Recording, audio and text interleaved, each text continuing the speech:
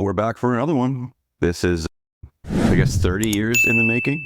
Would that be correct? The first one was what, 82? It was before, I think it was either 82 or 83. I'll look it up. But yeah, early 80s. Then the second one was the year I was born, 87.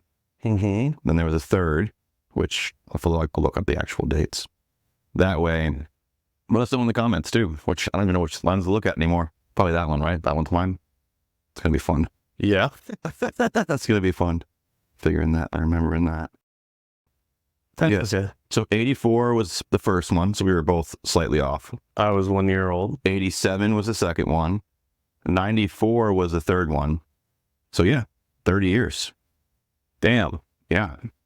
Do they need to stop remaking old movies? You know, it's interesting because, and let me know what you guys think in the comments about that. Should they start figuring out some new things, or should they keep just remaking the old stuff over and over and over again? Or are there no more original ideas left? Well, they do say that there's nothing new under the sun, right? That's a saying. Mm-hmm. That everything is just someone else's twist on something that's already been done or said. But then... Did you even tell them what we're doing the episode on? No, yeah, we kind of just dove right in. Oh, okay. I guess just going for it. If you don't know by the thumbnail and the title of this video, we are diving into the brand new Beverly Hills Cop, Axel F. God, I missed you, Axel. Which would be the fourth film in that franchise. And First off, I'm pissed. oh, let us know. Are you guys pissed as well? Let's hear why. Why are you pissed? Yeah, we'll get to that later.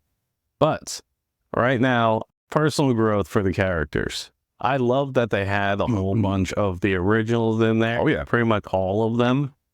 Well, I think, was there like one that isn't around anymore? You know, I am not the subject matter expert on this one for sure. Okay. I did not watch the old ones prior to watching this one again, but I did enjoy the nostalgia. But didn't it feel like same old, same old? Yeah, very much. You could lay out the plot. You knew what was coming. It was another Beverly Hills Cop movie, right? So I just remember being very young and watching the original with my dad and just laughing and being like, oh, that's really funny. And not understanding that like what was really happening is that the buddy cop type of movie had just been revolutionized. Because many of them after that, and let me know if you guys agree or disagree, many of them after that kind of started taking more of that tone. And so I think because we were like born and raised in that, it's been done so many times in front of us that we're like, another one, really? But when I think about it, like back then, and then I kind of like look at it from a nostalgic point, it kind of like revolutionized that form of movie. I had the same thought while going through it as well. I was like, because looking at it as an adult lens and where we are now and this format that we've been doing for a little while now with the G-Spot, I was looking at it and halfway through it, I'm like, this is what really started like all of it, isn't it? Yeah.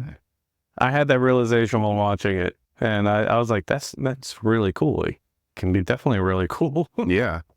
Yeah, he was, I think that Eddie Murphy is hilarious and is like perfect for that role, which is why they took off so well when it like back in the 80s. He's very quick-witted with his humor, and so he brings that to the stage. And he's just like this cool, calm, collected guy from the streets who's fast and like makes fun of things, and it's a fun experience to watch. What'd you think of the relationship between the daughter and him? Yeah, I mean, it's a classic trope that's been done a million times in movies. I thought they did it well. Just, you knew it was coming. You knew what was going to happen. You knew eventually Kevin Bacon was going to kidnap her. These things you knew the whole thing was going to happen. Yeah, that part is what was a little bit disappointing for me. But that's not the part that hurt for me. Like, I got pain from what I'm talking about. Interesting. So I guess we're going to get to that in a minute, but so what was your thoughts on, so I thought there was actually some pretty good character growth in this, especially with the main character. Interested to see if you saw anything as well. Yeah, that's why I was asking about the daughter for you. Like, she had this whole big argument with him of like, look, the child's always the child and the parent's always the parent, right? Yeah. And yes, that's accurate, but we have to remember that the perspectives that we utilize affect the outcome of how we think as well. So until you can correct your perspective, you can't really adjust anything else. And I felt like that was a very important part of the movie for them discussing the child is a child and the parent is a parent. And once that they were able to, well, Axel was able to recall and remember his role, not just in title or name, but really become a father again, is what it felt like. Yeah. Did you get that also? I don't know if I got that. I think that for me with his character, he never let go of wanting to be like a father, right? But he also, his identity is completely tied in with who he is. That's what I was really observing as I was watching. It's something that we've talked about before with that whole identity crisis, right? Like, who are you if you don't have what you are? And I think that that was a huge part of why he stayed in Detroit and why they broke up the family and all these things happened. So for me, when they were starting to like have that relationship again, and she was telling him basically like, it's never my fault, you were the parent. I think he had to have like this moment where he like realizes, it takes him a second, right? Because it doesn't happen until later in the movie. But he has to take this moment and realize like, wait a second, I did do the best I could with what I knew, which is what he tells her, right? The things I was teaching you were the best things I could teach you. So that's why I was teaching you them. But I think he has a moment where he realizes like, oh crap, she's not me. I don't have to pour my identity into her. I could just love her for who she is, which she's really proud of her anyway, right? Like he is. But he needs to show that and not try to keep like teaching her to do things or try to strong arm the idea that he only did it because that's what he needed to do instead of just saying he was sorry for doing it. And I thought that that really was the big arc for him, where he was finally able to come to terms with the fact that like, oh crap, yeah, I did let who I was get the hold of me, and I did let that get in front of our relationship, and I'm sorry and I'm proud of you. And so I thought that's kind of cool. The daughter had a very mirroring arc as well. Like, she had to come to terms with the fact that, look, I may be your child, but I'm also a freaking adult now. Yeah. So by being an adult, I have to take responsibility instead of just blaming you for everything. I thought that part was really cool. Yeah. Because that's when the part we were talking about when she talks about the parent's a parent, the child's a child. That was something that like resonated with me. But then I also said, well, then there's also accountability for what you say once you're an adult, right? Because you came out of that threshold. And so I thought that was interesting that you picked it up too. It's like, there has to be a level of accountability now that you're an adult as well. You know, you're making your own choices. Yeah, when she was like having the first conversation before she came to the realization, whole time I was like, oh, you know better. Yeah. Yeah. But you're too close to a situation, right? Yeah. So you can't really know better if you aren't aware of what your own actions are in that moment. She was just reactive versus thinking it through and making decisions with the collected mind, I guess. Yeah. Yeah, I think that was probably the best element of the whole movie, was the dynamic between the father and daughter, the growth, pretty very predictable content, like tension between them.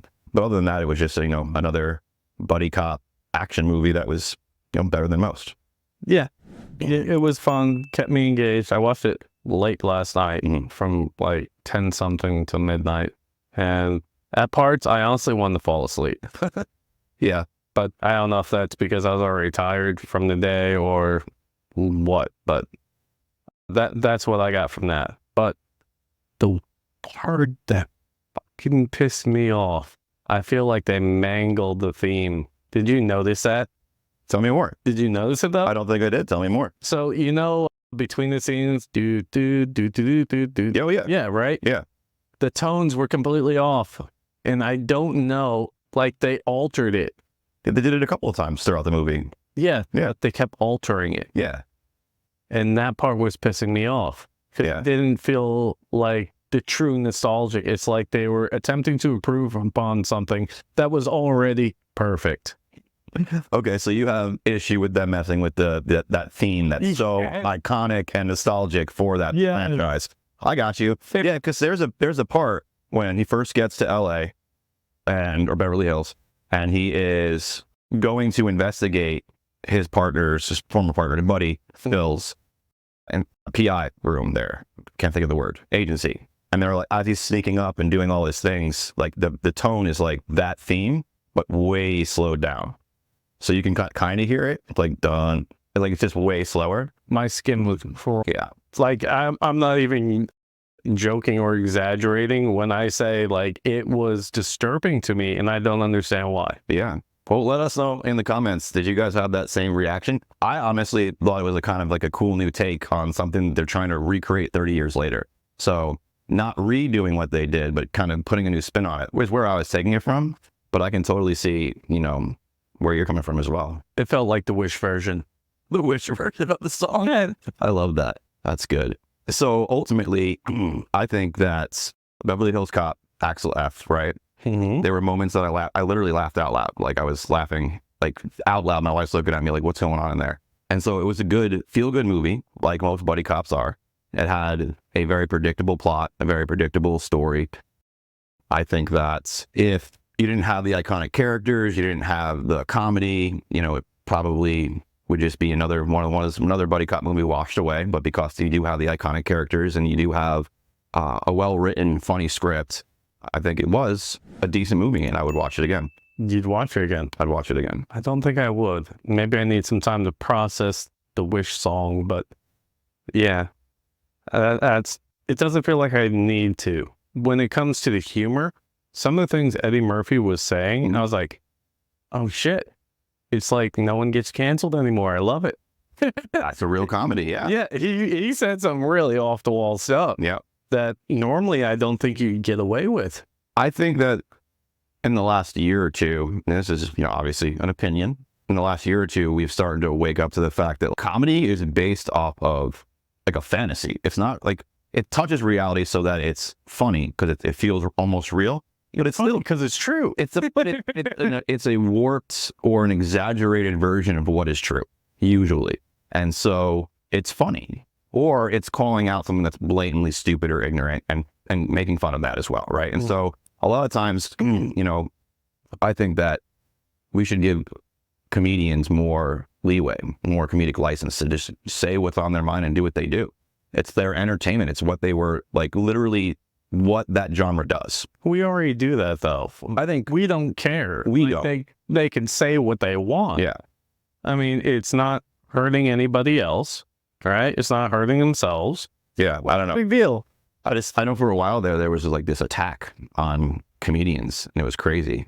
Like no one could say anything. Everyone was getting canceled. Everyone was triggered. And so I was just like, but that's literally what they're supposed to do. Like that's the whole genre. Yeah, Phil Burr's good at that. Bill Burr's awesome at that. I got to see him live, a couple months ago, and that was amazing. He's fun. I think I'd enjoy that show live.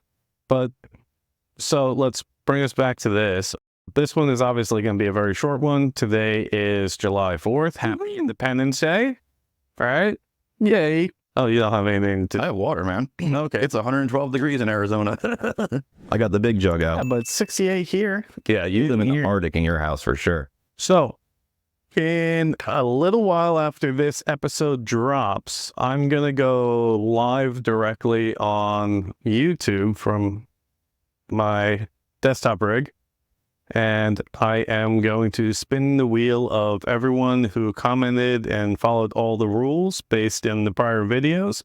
So realistically, it's probably only going to be about 30 people tops that followed those rules, and I'm going to put them on the wheel. I'm going to spin it live, refresh it a few times live for y'all so you know that it's not rigged, and go ahead and see who the winner is. Wait for them to reach out, and then I'll send you a $50 Amazon gift card.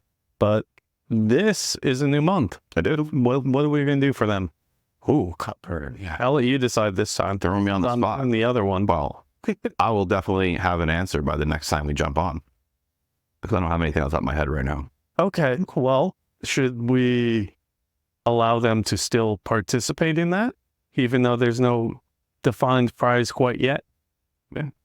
All right, so follow all the steps. Like, subscribe and comment on any one of the videos this month, specifically anything made July and later.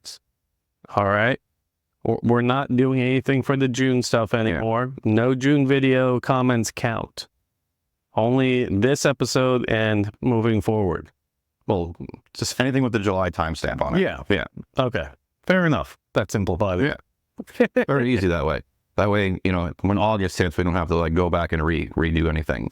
You know, every month we'll figure something out. So this is July. Yes. So make sure you follow the rules, share it with somebody else, share it to a different social media platform. And I guess that's it for this one. We're keeping this short, sweet. Not really too much to dive into with this. If you haven't seen it, I would suggest watching it anyway. If you were a fan of the Axel Foley movies in the 80s and early 90s. And yeah, it was a nostalgia trip for me. Absolutely. I enjoyed that aspect very much. And I will have to listen to the original version of the song, not that stupid frog thing. All right, guys. We'll see you in the next one. And G-Spot out. Peace.